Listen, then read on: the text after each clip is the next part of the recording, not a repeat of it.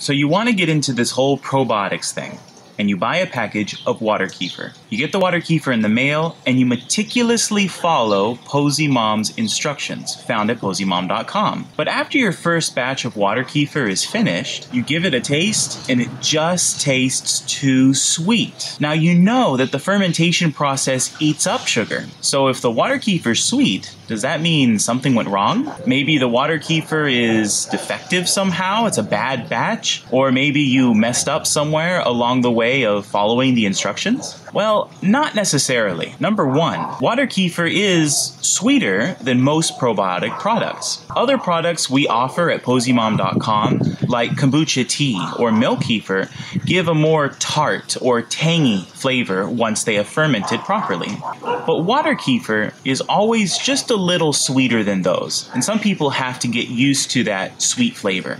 Number two, water kefir grains usually get a little bit traumatized by the shipping process, so they might be a little bit dormant when you start using them. This means you may have to follow the instructions at posymom.com 2 or 3 times, making 2 or 3 batches before the water kefir culture fully activates and you're able to get the right kind of water kefir. So if the first batch seems a little too sweet, just repeat the process for a second batch and a third batch and see if it improves. The third thing to keep in mind is water kefir is going to be a little bit sweet after the first fermentation. Once you finish a batch and you've strained the water kefir grains out of the fermented water, you can bottle or jar that water up, leave it on your counter or in your fridge for a few extra days to activate the second fermentation. Any residual sweetness and sugar left in the water kefir will disappear during the second fermentation. That's also usually when your water kefir gets fizzy or carbonated